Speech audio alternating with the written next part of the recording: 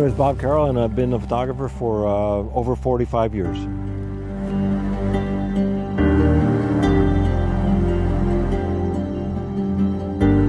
My first camera was a 4x5 speed graphic. I used it for a number of months and then traded it up to Mamiya.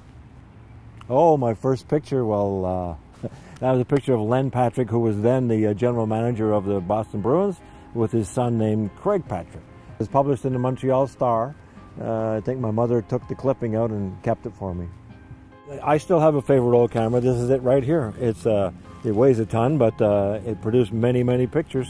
36 exposures. That's it. You don't get any more than that. My life mentor was Alan Leishman and the crew of the Montreal Star photo staff, long gone now. I think the paper went out of business in 1980. They taught me everything. What drove Bob Carroll as a photographer? Well, the drive was just to be good, to be better than yesterday, so to speak. Only as good as you are tomorrow. My greatest pleasure as a photographer was shooting sports. I really love sports, and I like to be there and like to shoot it. Oh, my greatest memory. I have a number of them. One for sure was Richard Nixon's second trip into China.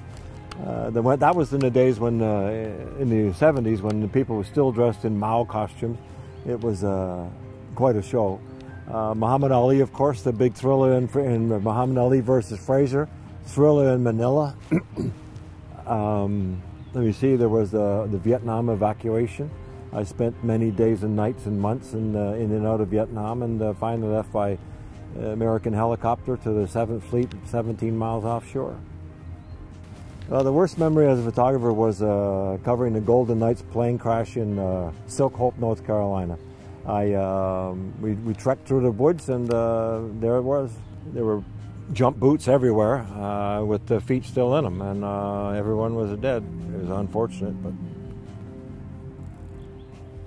for young photographers starting out today, I just tell them to keep at it and to do the best you can all the time, to learn, research, talk to people.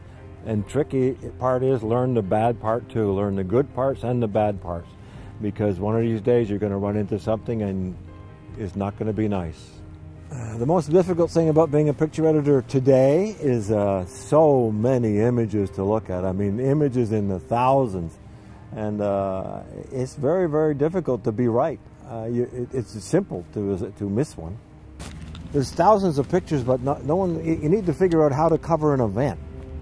And I remember years ago when we were doing film for a Grey Cup game, we'd have 4 people at the game, and we would try to submit about 25 pictures. And the very simple fact is, you get one photographer and you say, can you make 4 action pictures from 4 quarters? And you don't tell him it's the Grey Cup game. And that way he doesn't get too crazy and makes 4 pictures. So then with 4 people, you got 16 photographs. The rest are dressing room, kick off the ball, winning fans, losing fans, that kind of thing. But today, they just shoot everything. It's like Motor Mary everywhere.